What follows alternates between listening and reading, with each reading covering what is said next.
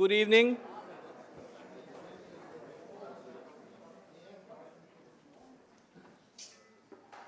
And welcome to the annual lecture to be delivered by the recipient of MIT's James R. Killian Jr. Faculty Achievement Award. I'm Bish Sanyal, chair of the faculty. And I first want to thank the faculty committee, which helped us select John Dower as this year's recipient for the award. Professor Ann Spern, my colleague who chaired the committee, and other 4 committee members were Professors Clark Colton, Barbara Imperiali, I don't know if she's here, Ken Manning, who I see in the audience, and also Wanda Orlikowski. Little did the committee know that by selecting John Dower as this year's Killian Award recipient, they gave me the opportunity and the honor to introduce an historian whose work I've admired for some time.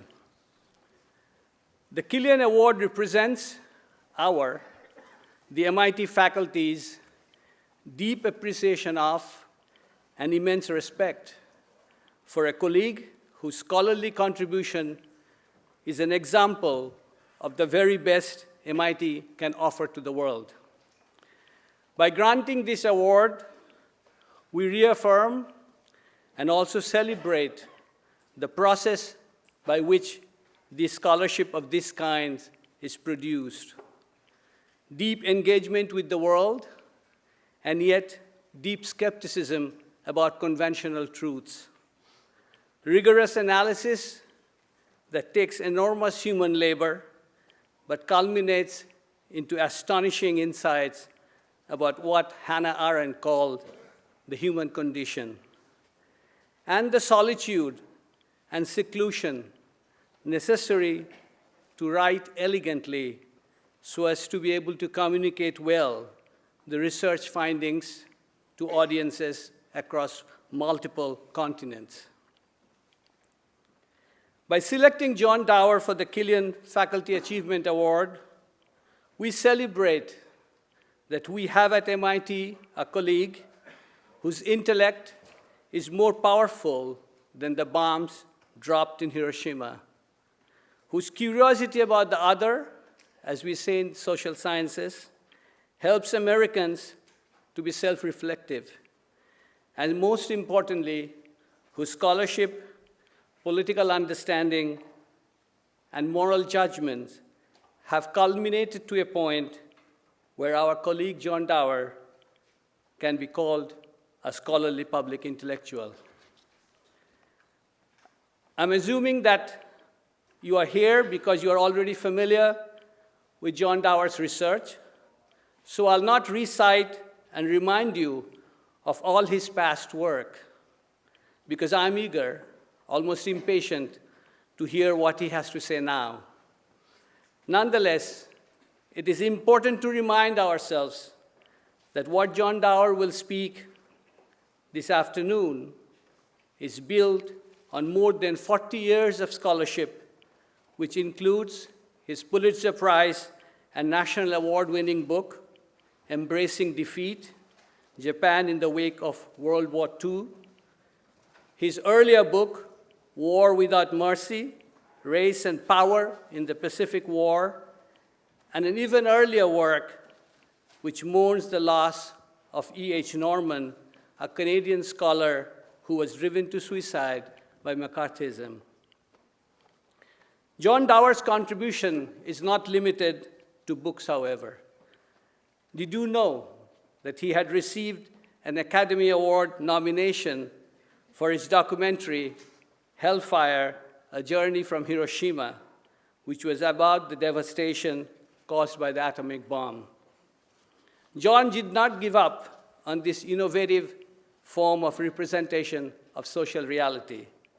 His ongoing work with Professor Shigeru Miyagawa, who came all the way back from Japan for this event, they are working on a project titled Visualizing Cultures, and it draws mostly on visual materials provided by museums and processed by the new digital media to emphasize their core belief that wars distort human imagination about other human beings so as to justify large-scale violence. As John Dower's research demonstrates vividly how human imaginations can be distorted, it also celebrates human resilience against all odds. His research on post-World War II Japan demonstrates the will and ingenuity of common Japanese people under American rule. This wonderfully detailed history of the Japanese people, however, did not lead Dower to glorify the differences among the people of the world. In a brief interview published in, of all places, The Spectrum, which is a newsletter, Dower discussed a rather unusual proposition for a historian who studies specificities, that the cultures of people around the world are more similar than we think. If we understand the word culture differently than the way it is usually portrayed in the work of, say, Samuel Huntington in his book, Clash of Civilizations. What is the cultural similarity among the peoples of the world, you may ask? Are we similar in the sense that all over the world, people distort the view of fellow human beings as they engage in war? Or are we similar in the way we feel pain, sorrow, and experience the devastation of war, but are still able to reconstruct our lives? If there is one historian who can help us address such question, it is John Dower. I told you I am biased, but I'm also honored to be the chair of the faculty of MIT, which includes, among other outstanding scholars and scientists, someone with the caliber, social engagement, and moral reasoning as John Dower, who will speak this afternoon on the topic of cultures of war, Pearl Harbor, Hiroshima, 9/11, and Iraq. I want to ask John to come up, and also President Susan Hockfield to come up so we can give you the award for the year.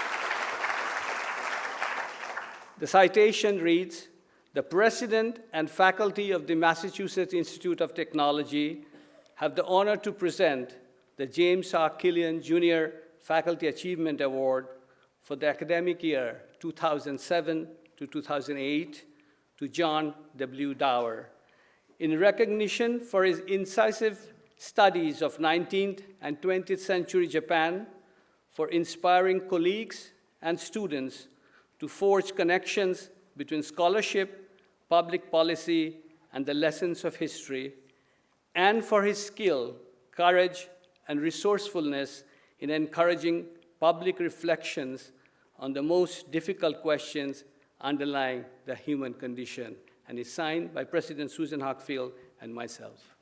Congratulations, John.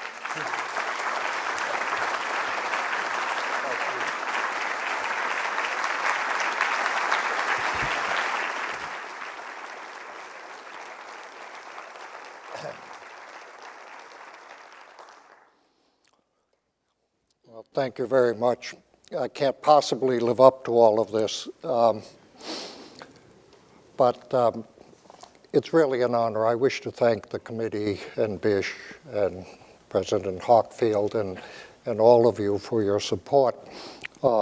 It's a great honor to me, and it's a great honor for me to be here at MIT.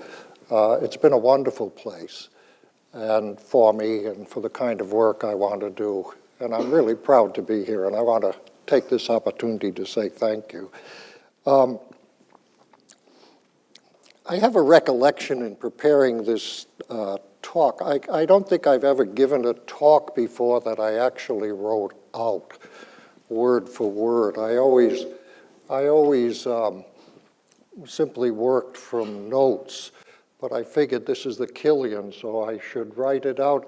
And then I had this recollection of when I was a very young scholar, beginning professor out in Wisconsin, and there was a story of of an old scholar who would have been my age now, who had gotten up to give a talk. And this was so long ago that this was in the age when they used carbon copies.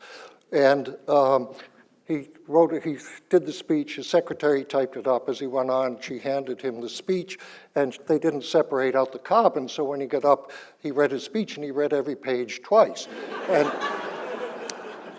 I had this sense this morning, I said, my God, I'm glad I live in a different age, but I would like to ask you, if I get to the end and start on page 1 again, I do hope some of you somebody will let me know. Well, as a historian, I stand before you as someone in the so-called soft or the softer disciplines, and I have indeed no metrics or no theoretical models to offer you, but I do have some hard thoughts to share with you about our present times and our present wars in particular, as seen through the lenses of history. And that's what I'd like to share today. On September 11, 2001, when the terrorist attacks on the World Trade Center and Pentagon shocked the world, the chief of Pakistan's intelligence service happened to be in Washington, D.C., and the Deputy Secretary of State met with him, called him to his office, and among other things, he made a subsequently often quoted observation. "History begins today," he said. And this very quickly became a mantra in high levels, at high levels in Washington. Past was not prologue.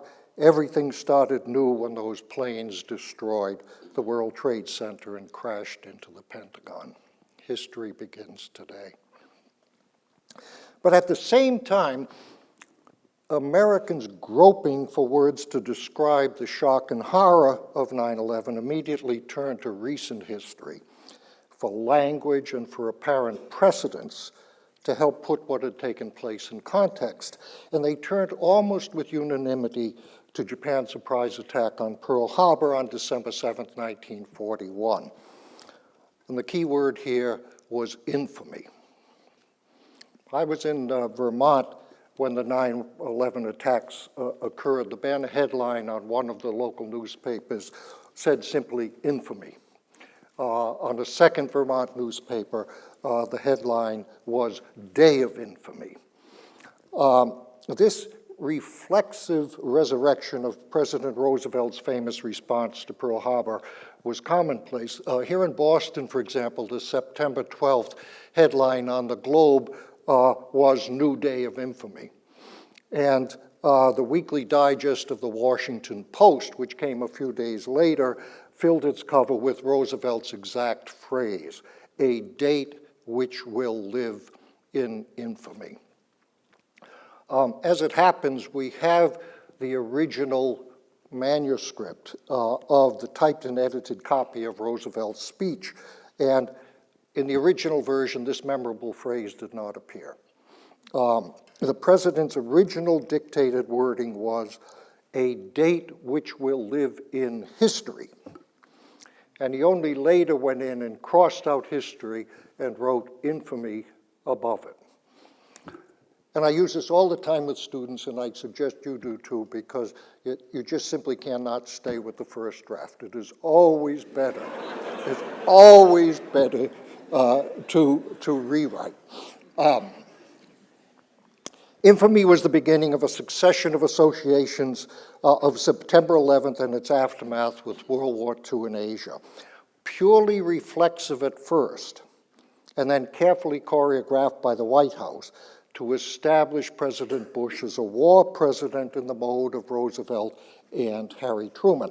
The suicidal use of planes by the 9/11 terrorists was quickly equated with the kamikaze tactics that the Japanese adopted in the last year of the Pacific War.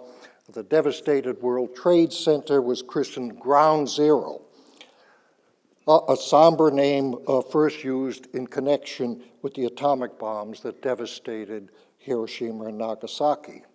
Soon after this, In the more deliberate choreography, the axis of evil was introduced into the President's State of the Union address on January 29, 2002, equating Iraq, Iran, and North Korea with the Axis alliance of Nazi Germany, Fascist Italy, and Imperial Japan that was formalized in 1940. Perhaps the most subtle piece of choreography in this costuming of the president as a great World War, in the garments of a great World War II commander, was Mission Accomplished.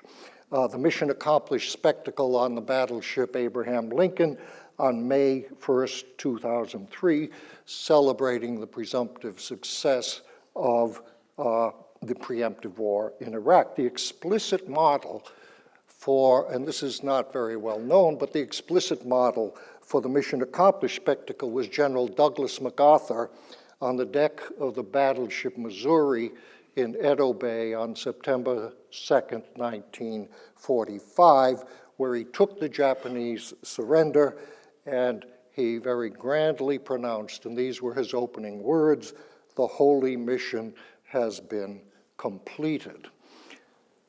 Now, by the time of the Mission Accomplished performance, May 2003, occupied Iraq was already ravaged by looting and spiraling into chaos.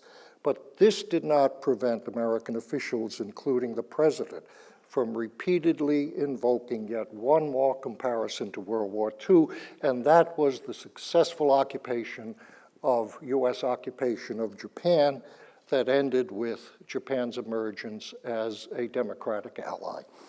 And this particular use, it's really a very great misuse of history, began shortly after 9/11, when the campaign to invade Iraq was being promoted. And it was continued long after Iraq fell into chaos.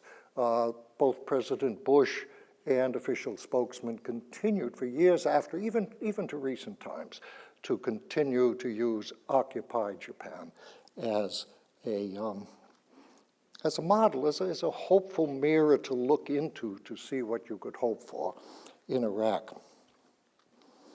Well, Pearl Harbor, Ground Zero, occupied Japan, this is my bailiwick as a historian.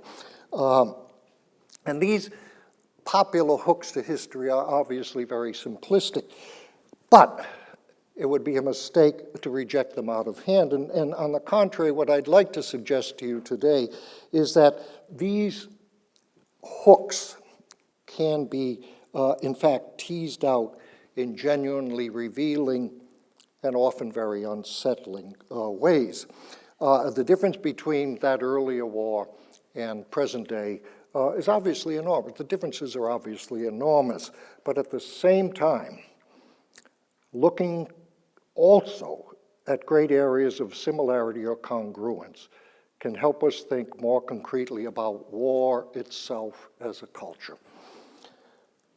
Now, cultures of war is not a fashionable notion these days, certainly not in the United States, for it suggests congruence, where almost everyone is more inclined to see irreconcilable differences. Where the concept of culture does come into play in current debates, it almost invariably is as grand meta-history clash of civilizations. And the argument, in a word, is that 9/11 and Islamist terrorism and the crisis in the Middle East in general are but the latest manifestations of a century-old, even a millennia-old, clash of civilizations or clash of cultures. Islam versus the Judeo-Christian or the Greco-Roman tradition. East versus West, or as many Westerners choose to phrase it, the West versus the rest. And bin Laden and others agree. They also use this kind of language. For all sides, this is a holy war of irreconcilable differences. I call this this culture in the old-fashioned capital C sense. And it matters. And I began, it was religion and aesthetics that first attracted me to Japan when I was an undergraduate and even as an early graduate. And So I have a very deep immersion and appreciation of these subjects, I think. But postulating monolithic and largely static polarities of East versus West, or the West versus the rest, camouflages and distorts the deep contradictions of our modern times. Power, politics, leadership, strategic interests, territorial encroachments, material circumstances, mass psychology, history, and historical memory, they're all marginalized or even ignored in such thinking, and as a consequence, we lose sight of some of the persistent overriding small c cultures of our modern times, like the cultures of war. Now, I want to pursue this with you today by pulling at some of those threads buried in the popular associations of 9/11 and the Iraq War with the earlier US-Japan conflict in World War II. And this can be carried in many directions, and I originally wanted to take it in many directions with you, but I'm only going to single out just two lines of analysis with you. First, Pearl Harbor's code, what I call Pearl Harbor's code, and the code I have in mind here moves in several directions beyond just the treacherous violence of an infamous enemy. Pearl Harbor, that is, signifies failures of intelligence in the forms of system breakdowns, failures of imagination, wars of choices, and finally, strategic folly. And the second line of analysis or inquiry I'd like to pursue with you is Ground Zero 2001 and Ground Zero 1945. And we could also speak of this as Hiroshima as code. And the overarching cultures here are psychological warfare and the deliberate targeting of civilians, or put differently, the modern cultures of terror and mass destruction. Had time permitted, I would have tried to venture to take this in two other directions. The third direction would have been occupied Iraq and occupied Japan, a subject on which I've thought a great deal. And here you would get into not only failures of intelligence and failures of historical imagination, but you get into contentious cultures or ideologies concerning things like the proper role of the state and the private sector, very, very different in 1945 when World War II ended in the present day. The codes or shorthands here would include nation building on the one side and privatization and market fundamentalism on the other. And the fourth area that I'm not going to get into, but that really deserves very close analysis, is holy war and socialization for death. And here the natural types of comparison. The most obvious type of comparison is anti-Western ideology and suicidal bombing or suicidal tactics, comparing Islamist fundamentalists and the Japanese in World War II, particularly the kamikaze. But the larger, interesting comparison is indeed holy war rhetoric and indoctrination itself, which everyone engages in, and is once again one of the overarching cultures of war. Now, and this has intrigued me increasingly in recent years, because I spent so many years reading about Asia as we're supposed to think about it. In all of this, extending from Pearl Harbor through 9/11 to the invasion of Iraq, I would also call your attention to another overarching phenomenon, and it's really an overarching pathology, and that is groupthink. Groupthink. And this is particularly provocative to anyone who is steeped in racial and cultural postulations of East versus West, as these historically have been applied to Asians and so-called Orientals in general. One of the bedrock assumptions of clash of civilizations or clash of cultures thinking, as advanced by white Americans and Europeans, is the so-called West values individualism, cherishes individual life, and is fundamentally rational, while the rest of the world tends to be group-oriented, relatively barbaric, and essentially irrational. The classic statement in this vein in the US-Japan conflict over 60 years ago was articulated by Joseph Grew, who was ambassador of Japan for 10 years up to Pearl Harbor, then came back and became Undersecretary of State in America during the war years. Japanese sanity, Grew noted in a very widely cited observation, Japanese sanity cannot be measured by American standards of logic. And again, in Grew's words, Japanese psychology is fundamentally unlike that of any Western nation. Japanese reactions to any particular set of circumstances cannot be measured, nor can Japanese actions be predicated by any Western measuring rod. This fact is hardly surprising in the case of a country so recently feudalistic. The Royal Institute of International Studies of Great Britain struck a comparable note in a very long study on the Japanese during the war, which was premised on the notion of the herd behavior of the Japanese. Now, this was essentially a formulaic, it is a formulaic and free-floating vocabulary of denigration that was and remains common among white Europeans and Americans. After Japan's defeat, for example, much the same condescending language was attached to the so-called hordes of communist China. Here's President Dwight Eisenhower in 1955, quote, "We are always wrong when we believe that Orientals think logically as we do." And if you bring this conceit up to date, this conceit of Western rationality versus Oriental irrationality up to date, here is L. Paul Bremer III, the Viceroy of occupied Japan in 2003 and 2004, criticizing the insistence of Grand Ayatollah Sistani,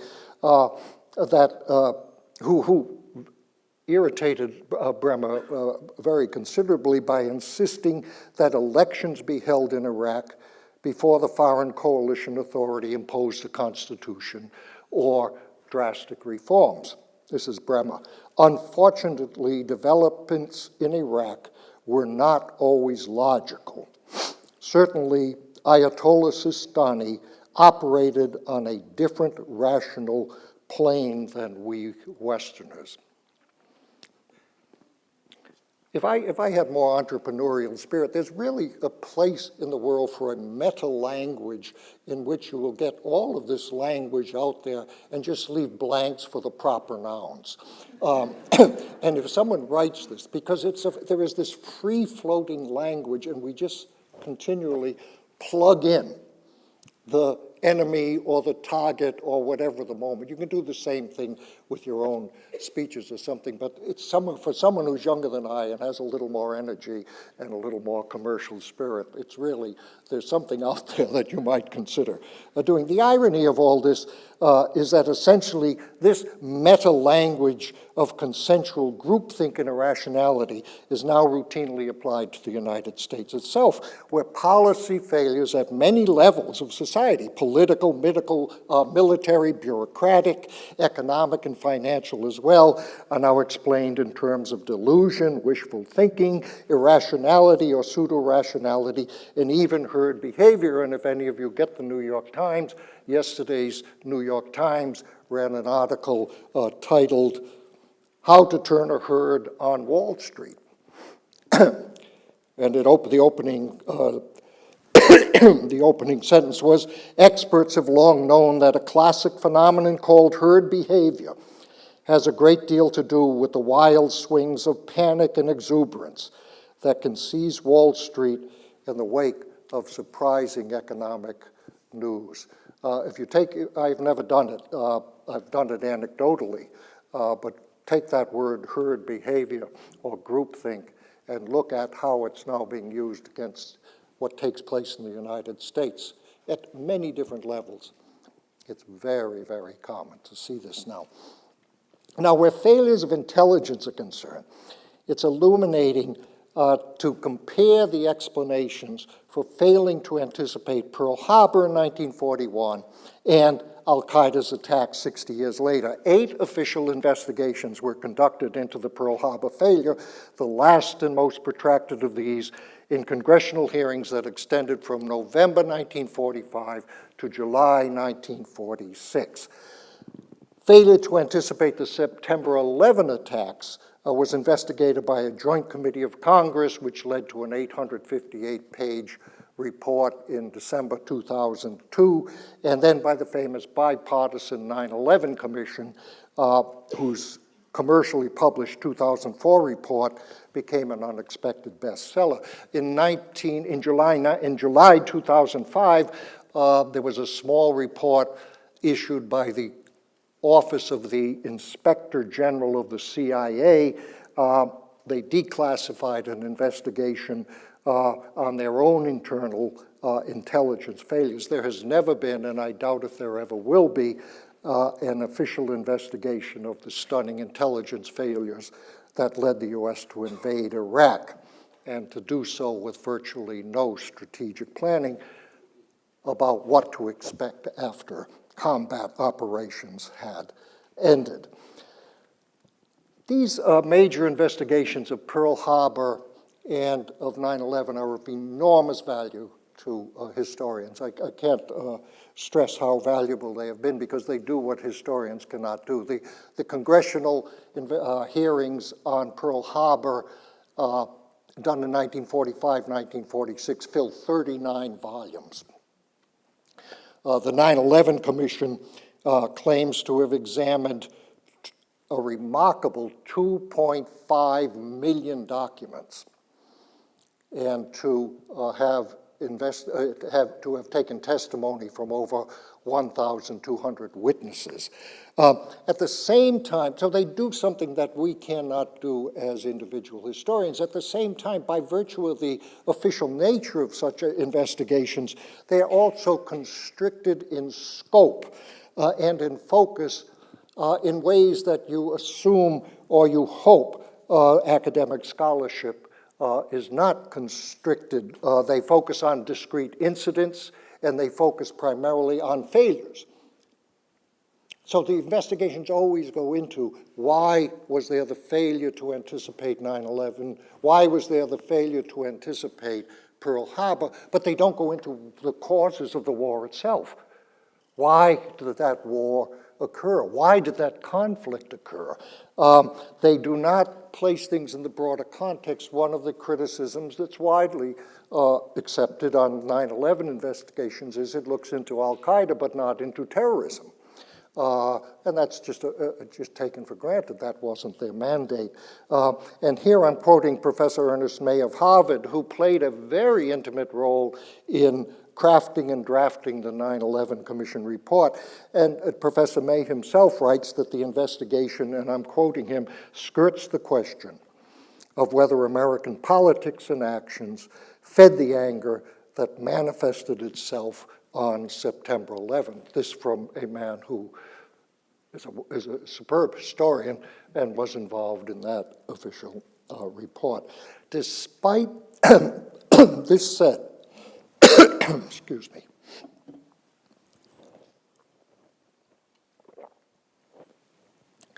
This said, despite the enormous differences in the size and technological capabilities of present-day U.S. intelligence establishment when compared to 1941, several broad generalizations can be made about the official findings concerning the intelligence failures of 1941 and 2001. First, these are my generalizations. Prior to September 11th, intelligence agencies had gathered and addressed many more warnings about a possible al-Qaeda attack in the United States, even the possibility of using airplanes as bombs. Then was the case concerning the possibility of Japan attacking Pearl Harbor prior to December 7th, 1941. There was an enormous amount of intelligence concerning al-Qaeda. In both instances, however. There was general recognition of an impending major attack, but at the same time, a general assumption that this would take place outside the United States. Now, when it came to where responsibilities for these failures lay, the Pearl Harbor 9/11 investigation reached many congruent conclusions. They focused, and here I'm using the explicit language of that CIA report, they focused on system breakdown, systemic problems, systemic failures. And at the heart of such system breakdown, virtually all investigations into 9/11 called attention to pathologies such as bureaucratic fiefdoms and turf wars, 1941, 2001. The self-defeating cultures of secrecy. It's when you have secrecy and your intelligence gathering is dependent on secrecy, you can't share the secrets.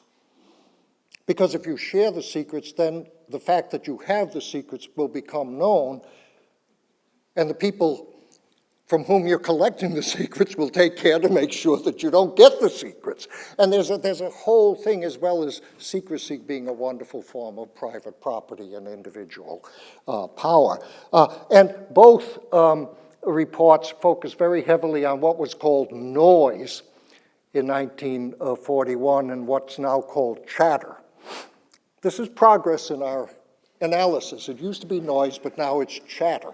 And by chatter, what they have in mind, of course, is the fact that anyone who is collecting raw data is getting an enormous amount of data coming in, and afterwards it's easier to sift in through it. But it's not just data coming in about Al-Qaeda or Japan. They're also sifting data from around the world on a number of other enormously pressing issues. And how do you know what really is important in all that noise and in all that chatter? So these are things that did not really change and will not change. In both Pearl Harbor and 9/11's intelligence failures, we encounter gross miscalculation concerning not only enemy intentions, but also enemy calculations. And here, I would argue, that we confront not merely system breakdown per se, or the irrationality of so-called bureaucratic rationalization, but a stunning failure of imagination.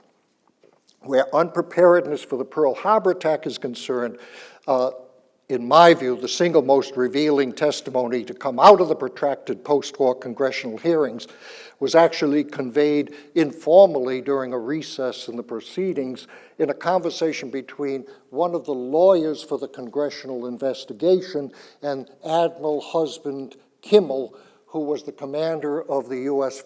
Pacific Fleet in Pearl Harbor, who was later, he was severely censured for failing to be sufficiently on alert for attack. And the lawyer asked him, why, tell me really, why were you caught unawares? And Kimmel blurted out, I never thought those little yellow sons of bitches could pull off such an attack so far from Japan.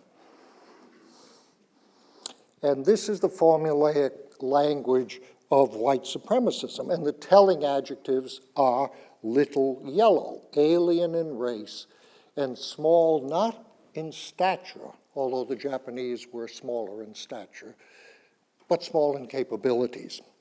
Now we have a counterpart or a counter voice to Kimmel's attitude on the Japanese side in the form of a letter that Admiral Yamamoto Isoroku sent to the young son of a friend on December 22nd, a mere 3 weeks after, excuse me, a mere 2 weeks after Pearl Harbor. The Pearl Harbor attack was Yamamoto's brainchild, and he explained why he thought it succeeded in language that was as plain and simple as Kimmel's. The Admiral's letter, Yamamoto's letter to this very young boy, in full reads as follows. My dear Takamura Yoshiaki, thank you for your letter. That we could defeat the enemy at the outbreak of the war was because they were unguarded and also they made light of us. Danger comes soonest when it is despised, that's a saying, and another saying, and don't despise a small enemy, are really important matters. I hope you study hard, taking good care of yourself, signed Yamamoto Isoroku. The study of the Pearl Harbor attack, that the scholarly study we now regard as classic, was published in 1962 by Roberta Wohlstatter.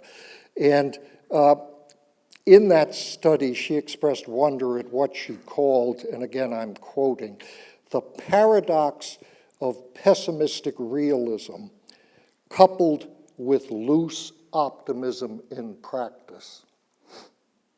The paradox of pessimistic realism coupled with loose optimism in practice. This is wonderful phrasing, and particularly so because it works so well as a generality. It's applicable not merely to the U.S. failure of imagination at Pearl Harbor or regarding al-Qaeda, but also, and spectacularly so, the failure regarding Iraq. Now, if you turn this around and talk about failures and intelligence failures and failures of imagination, on the Japanese side, the Pearl Harbor attack was a colossal failure of imagination. On the one hand, the Japanese leaders were absolutely consumed by doomsday visions of the fate of the nation if it did not have absolutely secure resources to the markets and to secure access to the markets and resources of Asia. They were obsessed with security. And on the other hand, they gave almost no serious consideration whatsoever to what long-term victory would actually look like. We have the secret records pertaining to Japan's top-level decision to launch war against the United States and Allied powers. We have actually the minutes. They survived by one of those freaks of history that historians can only be thankful for. They survived the war in a single copy that went to a lower-level aid and was not destroyed deliberately or in other ways during the war. So we have the minutes of those decisions, and to the best of my knowledge, the only major document that actually addressed how the war might end was dated November 15, roughly 3 weeks before Pearl Harbor. Under the rubric, hastening the end of the war, this document read as follows.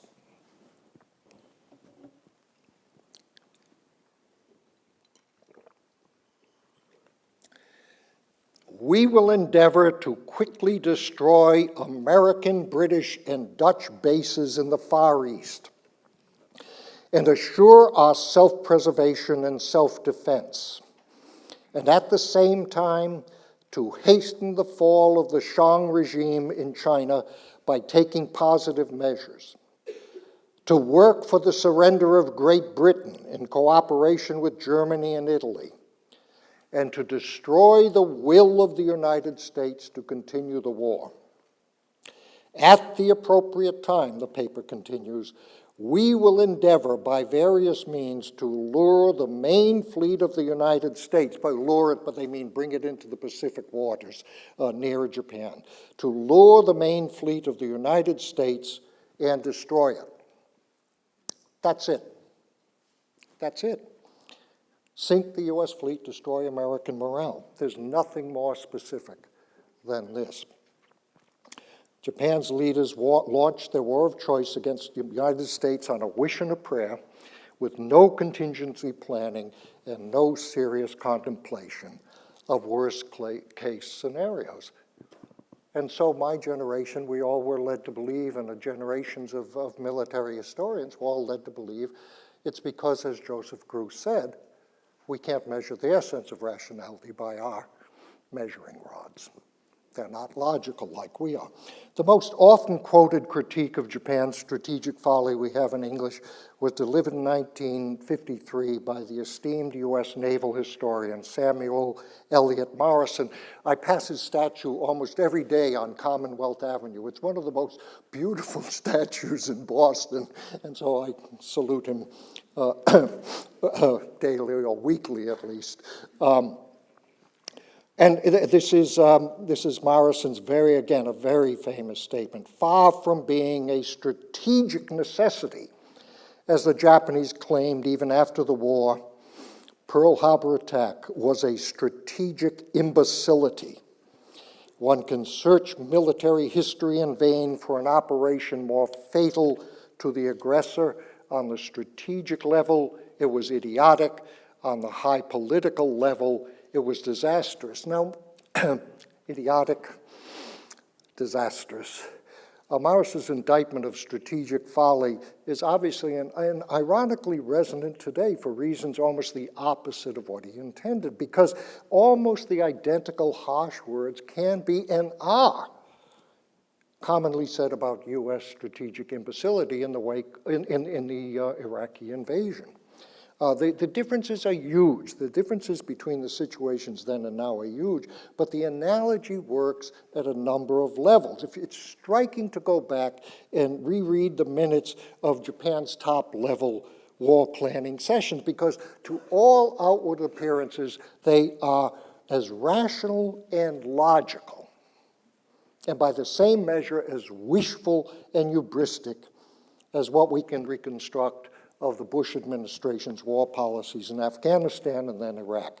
The core of the discussions involves alarm about national security, deep alarm about national security on the other hand, and on the one hand, and on the other hand, and this is secret.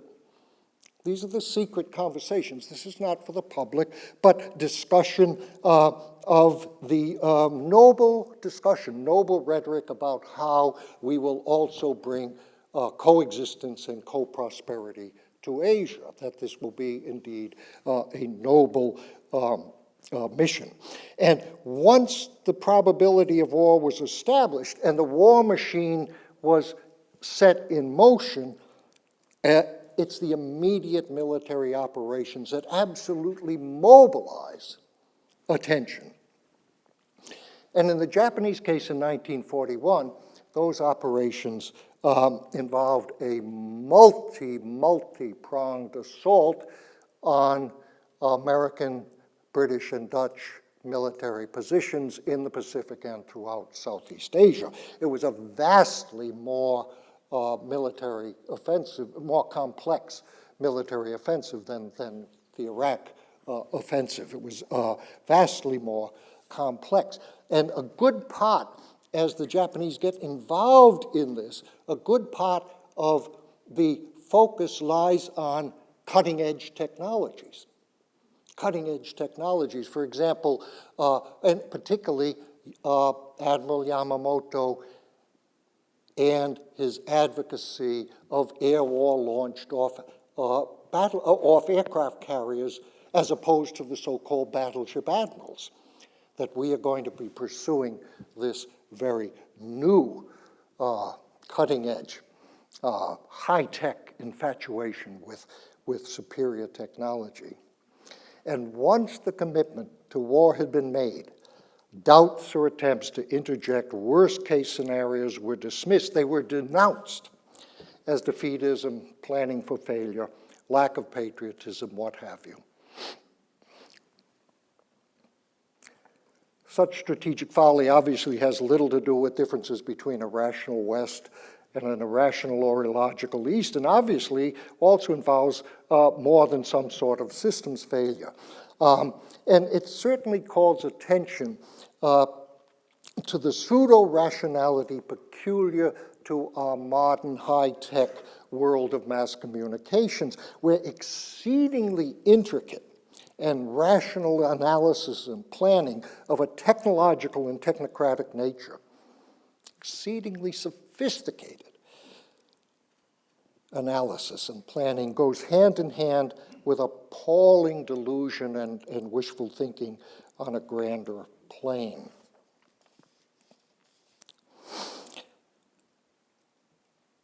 So I come out of this as someone who went into and worked on Japan for so long and was socialized in a literature which emphasized how different they were and how irrational.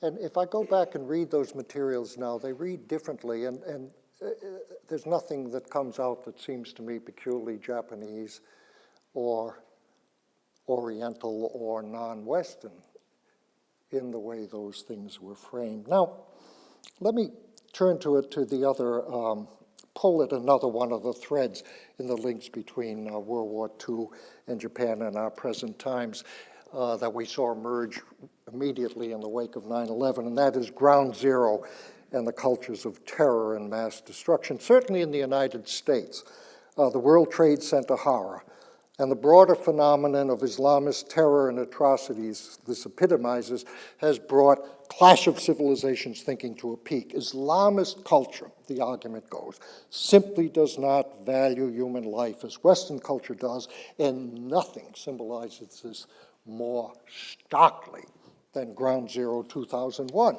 And what has taken place here, of course, is that a powerful and terrible label that originated with the birth of the nuclear age and the destruction of Hiroshima and Nagasaki has been severed from its origins.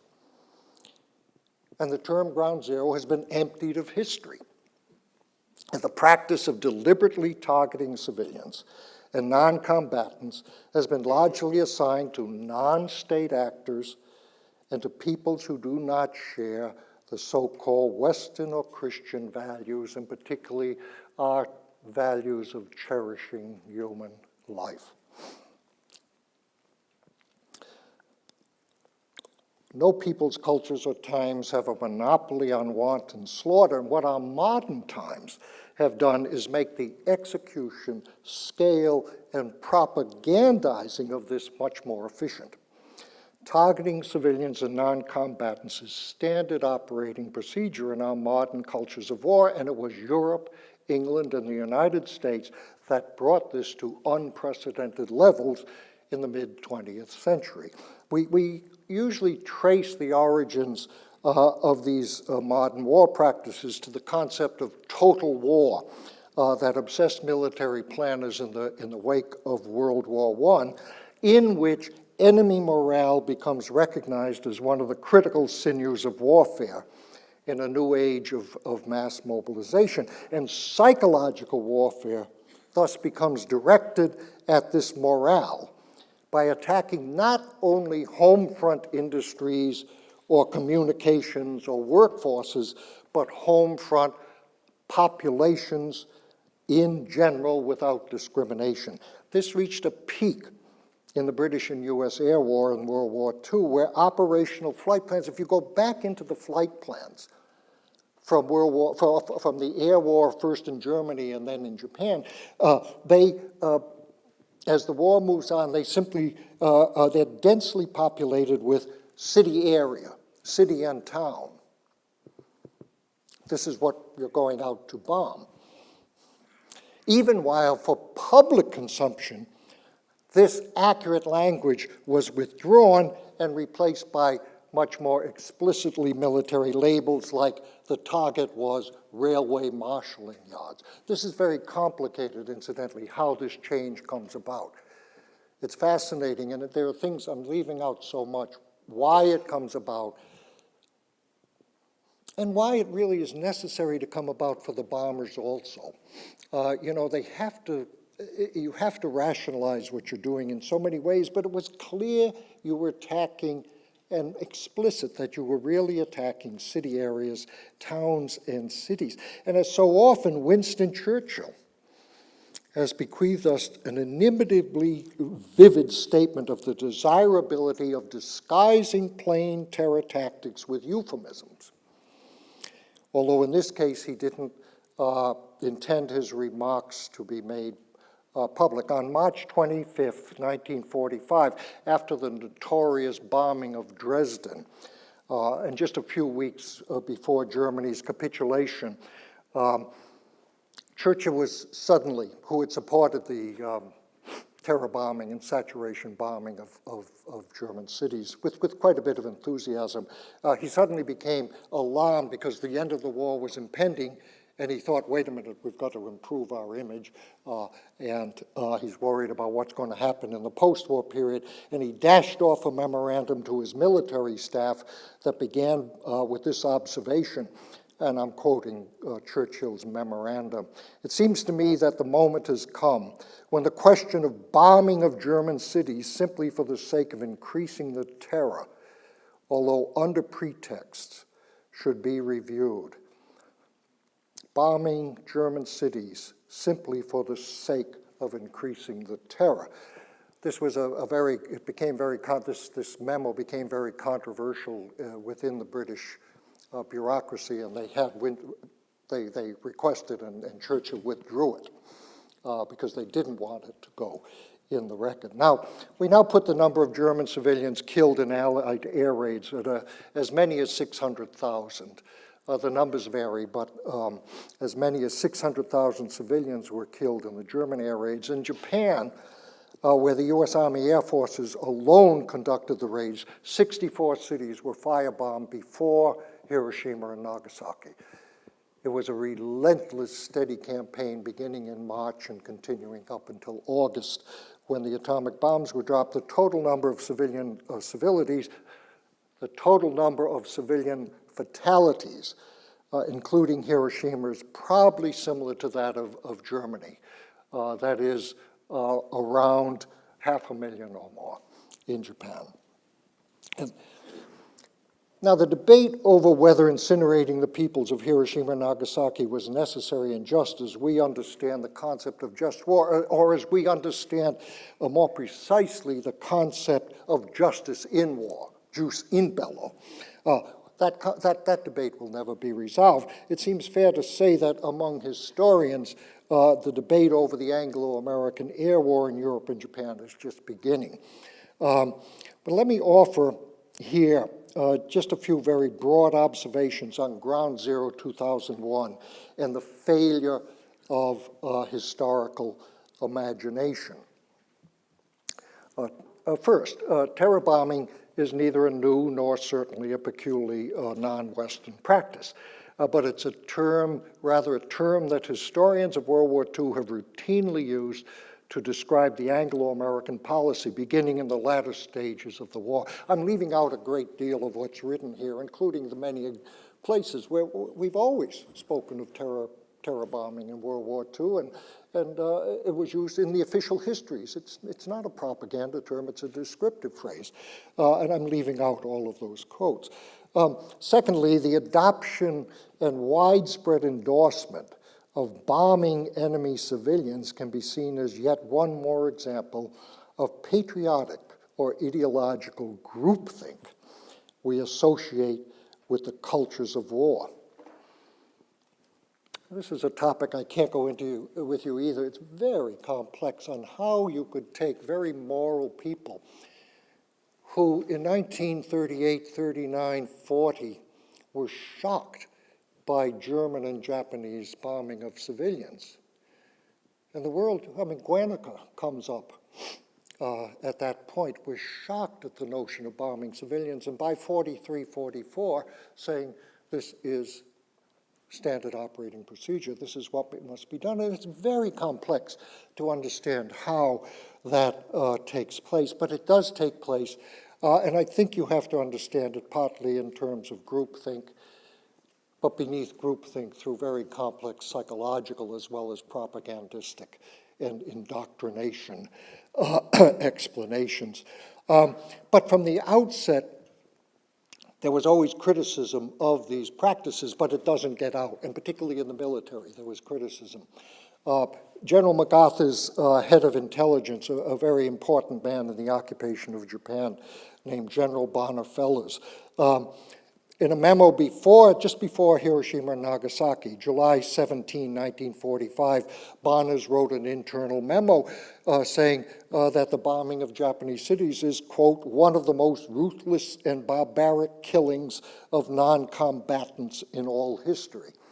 And many of you may have picked up, this became a big issue recently when in 2003, a documentary film called The Fog of War won the Academy Award for documentaries. And in that Fog of War, Robert McNamara, who we know as the Secretary of Defense at the time of the Vietnam War, was ruminating. He's a man who reflects deeply on the natures of war.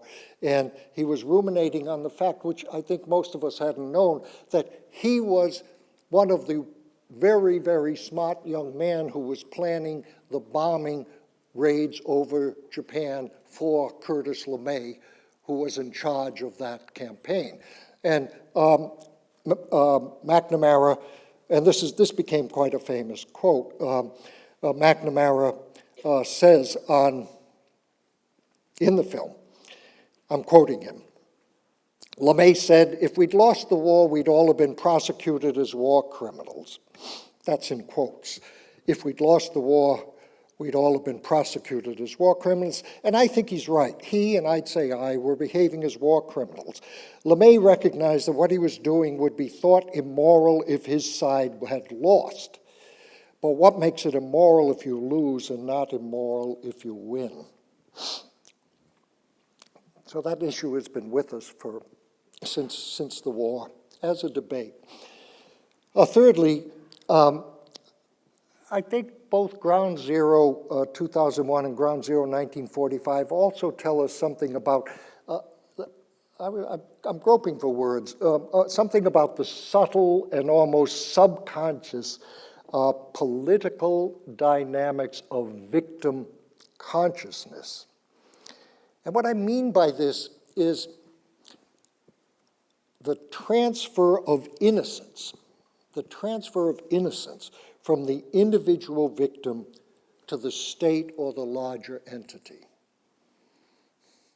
And this has become increasingly interesting to me. It's something that those of us who think about or work on Japan have wrestled with for a long time. In the case of Japan, where focus on the victims of Hiroshima and Nagasaki very frequently involves a simultaneously forgetting of the broader context of Japanese aggression and Japanese atrocities.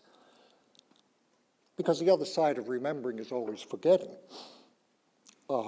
And by a similar measure, the innocence of the victims of Ground Zero 2001 is so vivid and shocking that it too, both naturally and in manipulated ways, has served to place beyond the pale any suggestion that U.S. policies in the Middle East may have contributed in any way to the rise and appeal of Islamist fundamentalism.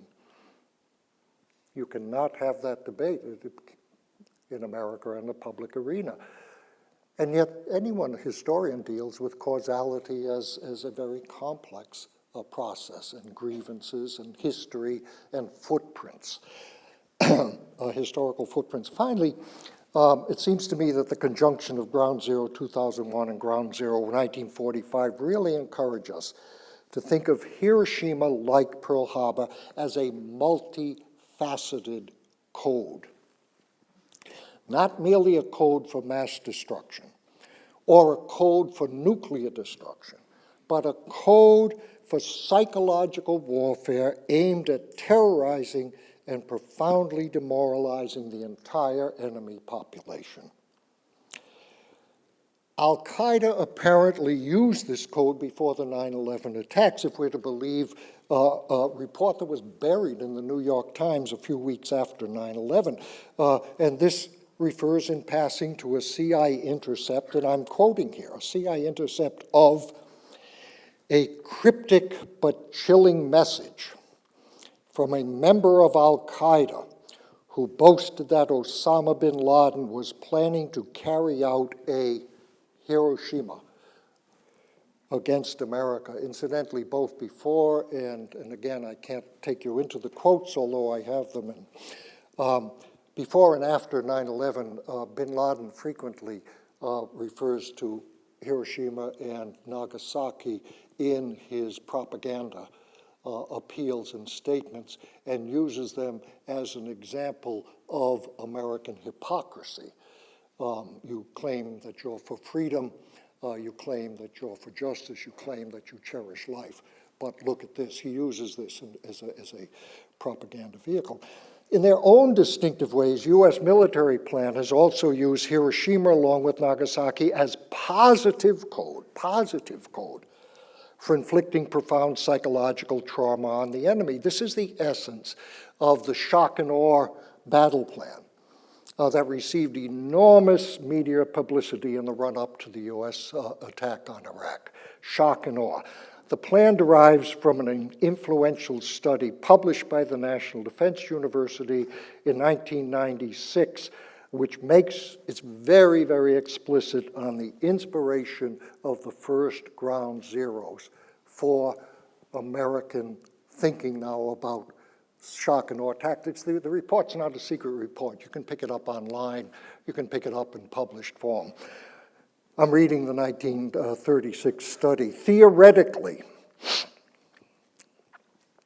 the magnitude of the shock and awe that rapid dominance seeks to impose in extreme cases is the non-nuclear equivalent of the impact that the atomic weapons dropped on Hiroshima and Nagasaki had on the Japanese.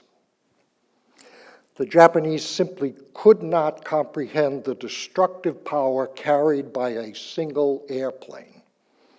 This incomprehension produced a state of awe.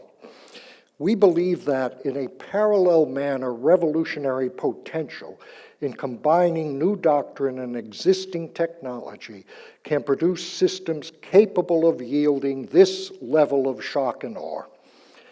In most or many cases, this shock and awe may not necessitate imposing the full destruction of either nuclear weapons or advanced conventional technologies, but must be underwritten by the ability to do so. So essentially, we have both bin Laden and the Pentagon's cutting-edge strategists thinking, each in their own way, of a Hiroshima model. One side using this as a model for the horrors of 9/11, the other finding inspiration in what we call the cutting-edge shock and awe tactics that were presumably to ensure victory in the invasion of Iraq. And in this regard, I think one more thing that when you put these things together, one more thing to keep in mind is that terror and massive destruction are perceived by their users as genuinely dual use or dual effect tactics. That is, morale destroying where the enemy is concerned, but simultaneously morale boosting where one's own side is concerned. If you read the inside records, for example, of the bombing, the air raids on Japan, the minute they begin to move into the saturation bombing and obliteration of Japanese cities, morale just zooms within the U.S. Army Air Forces, and understandably. And they write about it. Now we're really doing something. So this will destroy their morale, but it will also boost our morale. And of course, I mean, it's the same way. I mean, this is the way, obviously, bin Laden thinks. This is the way people think.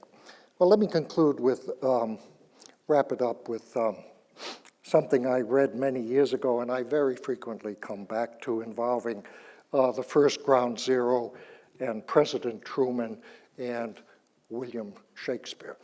And some of you may have even heard me use this quote before, but in my own reading, it's taken on much deeper meaning in the wake of 9/11.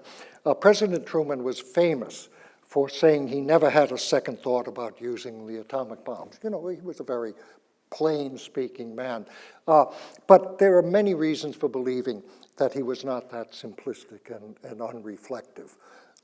And one of the reasons for thinking so was uncovered by a researcher in the Truman Memorial Library several decades ago.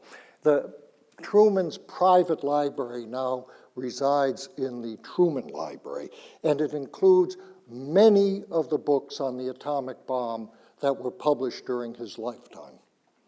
His own library includes, his personal library includes many of those books. And one of these books had as his postscript Horatio's speech at the end of Hamlet. And Truman had underlined these lines in Horatio's speech.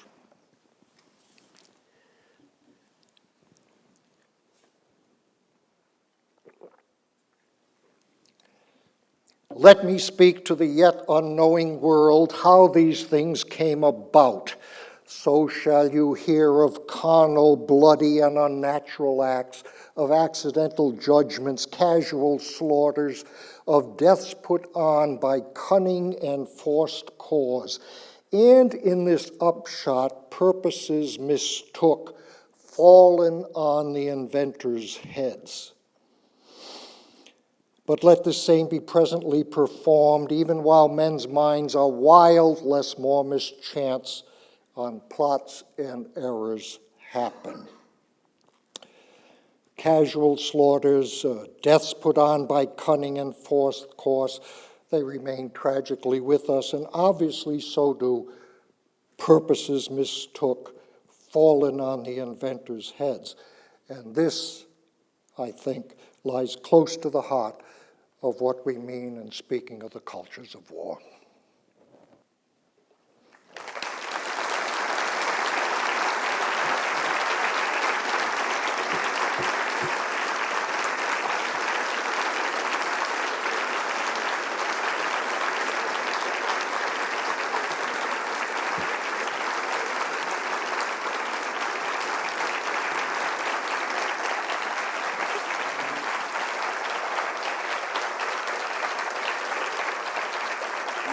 Questions, right? Yeah, I'll say something about asking you to do it, okay?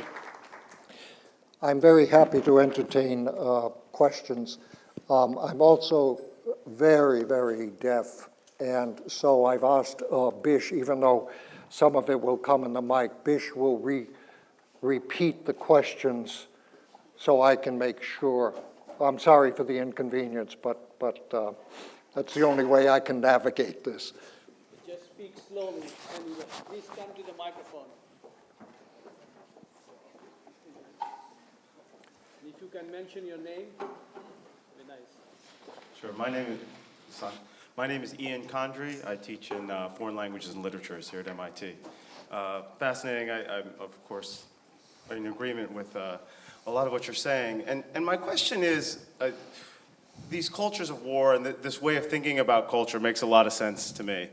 One of the things I wonder in hearing this and hearing the recurrence of the kinds of excuses and explanations that are used for war is the fact that there's always these countercultures of war too, right? And that you yourself were one of the people who said these comparisons between Iraq and post-war Japan do not hold, and you laid out all the historical reasons. And yours wasn't the only voice saying that Iraq would be a mistake and caused lots of trouble. And so I guess my question is why is it that these mistaken cultures of war seem to be so much more powerful than these countercultures of peace, and what are the things holding back those more progressive moments? I got that. Thank you, Ian. And thank you for your booming voice.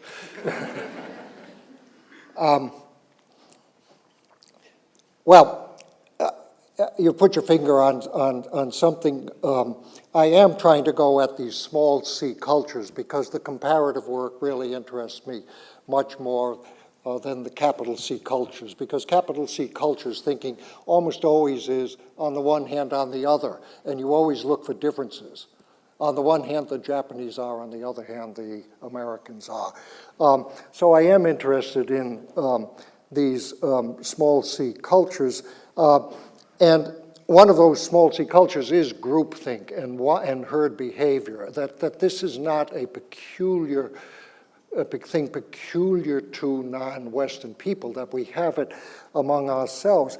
Now, if you pursue this further, you see certainly in the case of before 9/11, and certainly in the case of the Iraq invasion, an enormous amount of internal dissent from where policy was going. That does exist, but it does not penetrate to the top levels. And what becomes interesting is that was not able to make it up to the top levels. And then what becomes interesting to me is that once somehow something had been set in train, everyone else bought in. So that, you know, I used to, when I was trying to puzzle this out, I would buy the arguments about there was a small cabal, the Vulcans, and Bush is a very peculiar leader, and he's surrounded by a little cabal. But in fact, that little cabal had all sorts of people supporting it, including liberals and humanitarian interventionists, and almost all of the mainstream media. And it was in really marginal places that those voices could be heard. It becomes particularly painful when you're an American because we live with the myths of a real clash of ideas, a real play of ideas, the power to speak up. But when we get push comes to shove, we get to the good soldiers and the need to conform.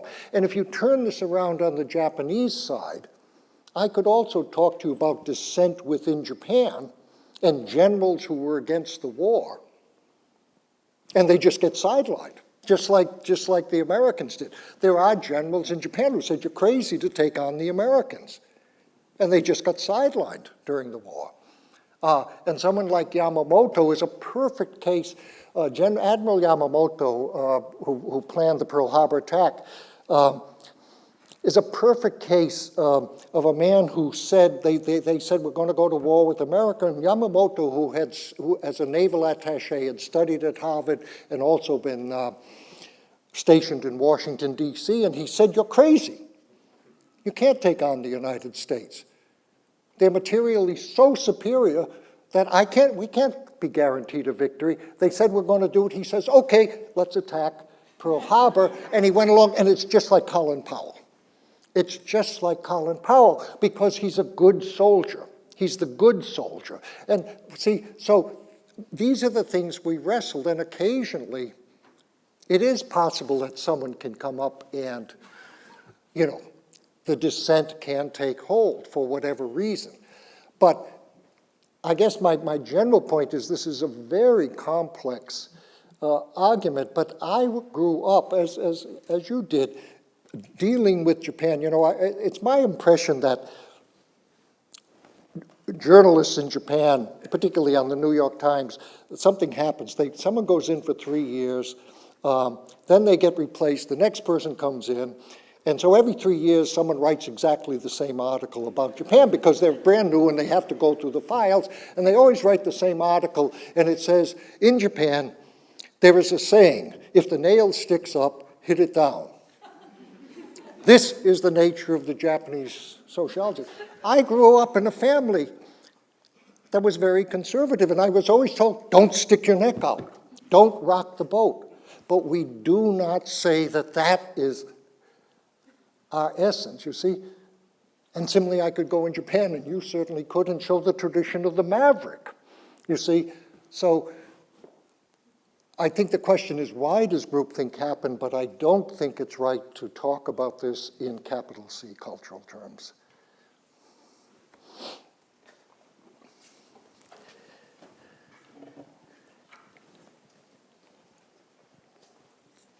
Please.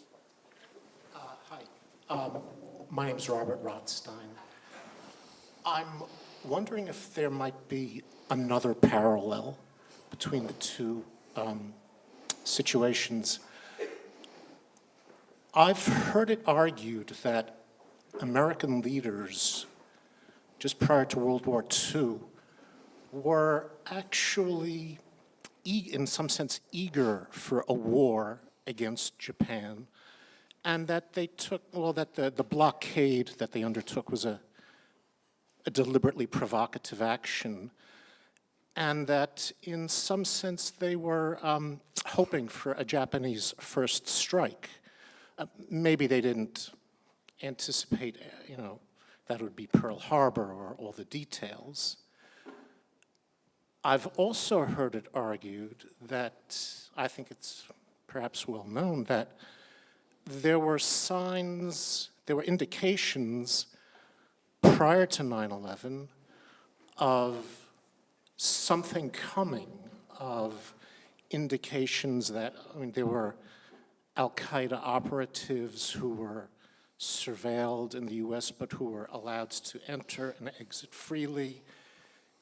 The so-called Project for a New American Century explicitly said, or they said in so many words, look, we want to get Iraq, but there needs to be some kind of catastrophe to make it legitimate.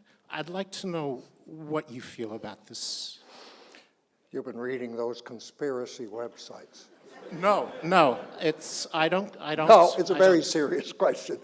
The Project for a New American Century actually does not say America. This is a very influential lobbying group, most of whose members ended up in the Bush administration, and long before even Bush was elected, published a report. They not only said we need a catastrophe, they said we need an event like Pearl Harbor. They actually explicitly said America needs an event like Pearl Harbor before it can mobilize to take on Iraq. That's the code.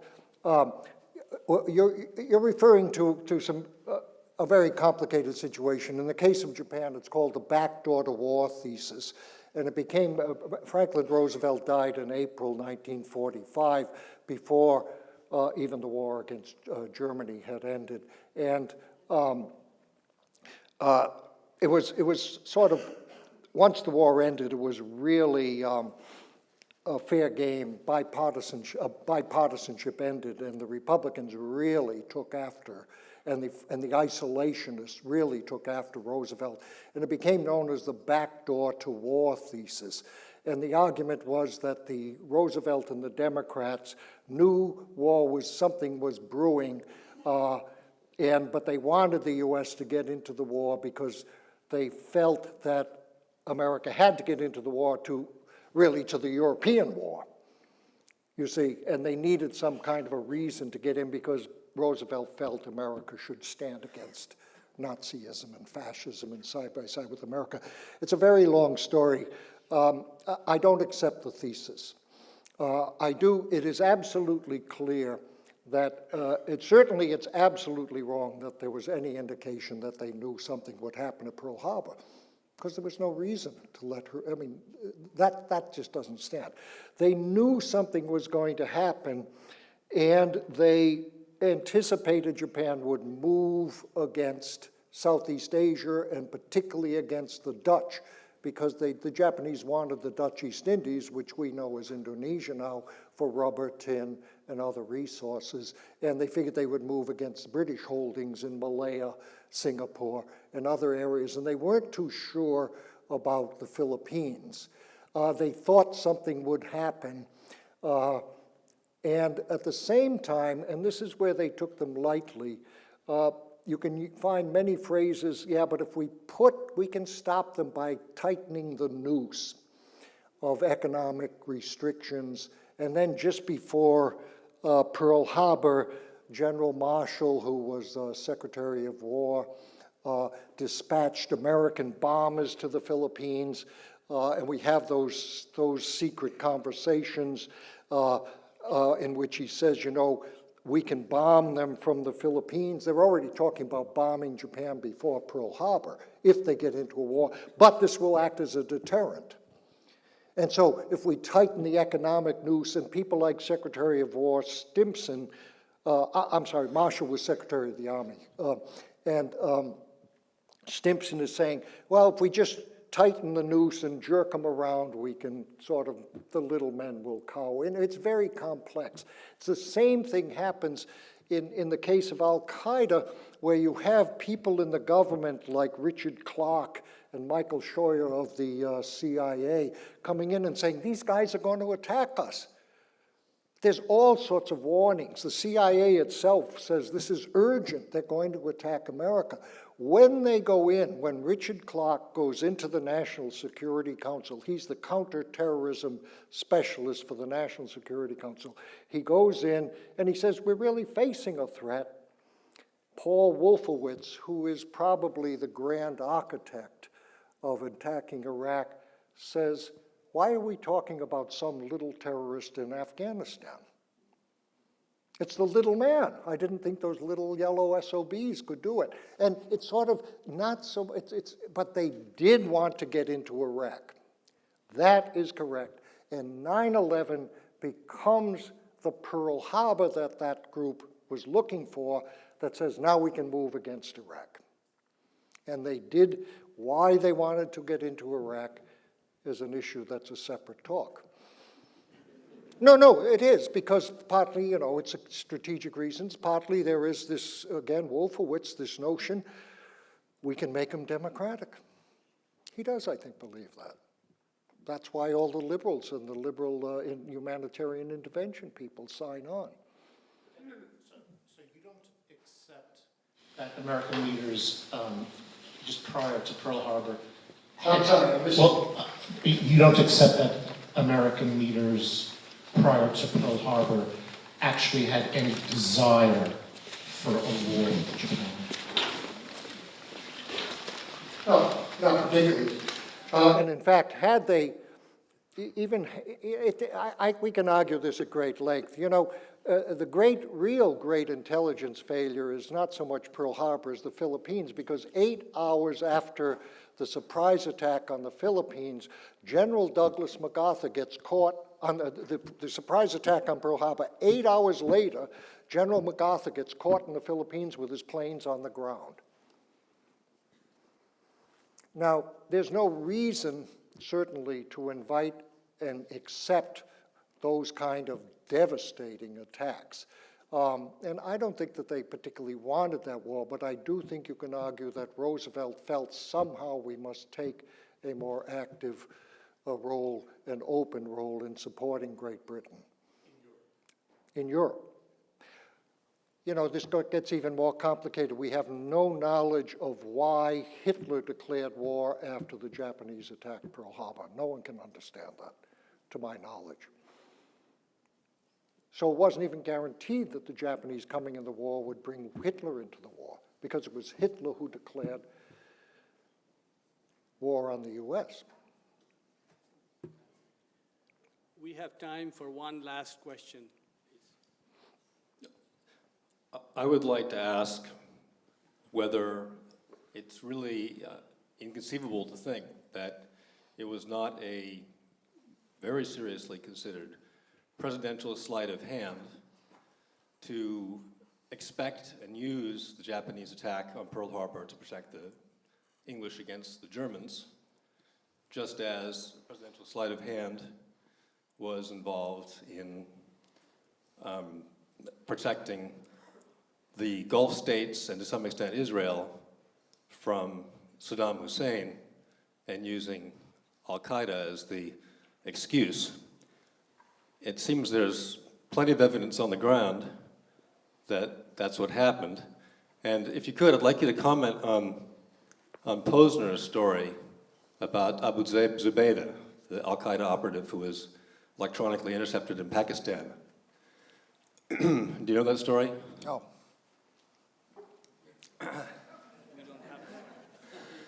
It appears at the end of Posner's book. He's a respected I know who he is. journalist. And in short, the operative who was picked up was flown to Afghanistan under pretenses that he was being flown to Saudi Arabia, where American agents who were originally Saudi pretended to be Saudi intelligence, and then got him to cough up some information. This is all over the internet, by the way. It was never second sourced, which is why Posner has not been picked up widely by American media. However, I happened to run into Tom Ridge when he was head of Department of Homeland Security on a bike trail in Washington, and I repeated this story to him, and he said, "Oh yeah, isn't that amazing?" which I consider a confirmation.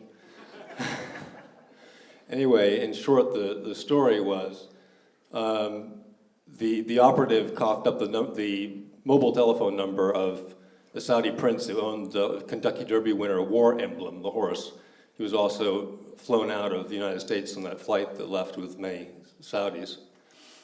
And apparently American intelligence went to the Saudis and said, well, what do you think of this? And after a week, they'd been convinced by the Saudis there was nothing behind it. So then the al-Qaeda operative Zubaydah coughed up the names of a couple of more young princes. Well, before American intelligence could get to question any of these individuals, the elder one went into the hospital for routine operation in his 40s, a routine procedure, and died. And then one of the princes went out, was then subsequently died in the desert of thirst. It was all in a period of a week. And of the others two that were fingered. And the third one died on his way to the funeral of the elder one in a car accident. You know what this reminds me of? This reminds me of this concept of noise or chatter. There's too much going on here. But what is the question? Well, the question is, how could you possibly, given the enormous forces that are arrayed and the well-known desire of Saddam Hussein to unify the Arab world under his leadership, and the threat that posed for the Gulf states, not recognize that as a key mechanism and a key threat against which the American government has been, and military forces have been arrayed and responded. John, your last word. Your chance to respond, and then we end. I'm going to pass on responding that. I got lost. I'm sorry. Let's talk afterwards.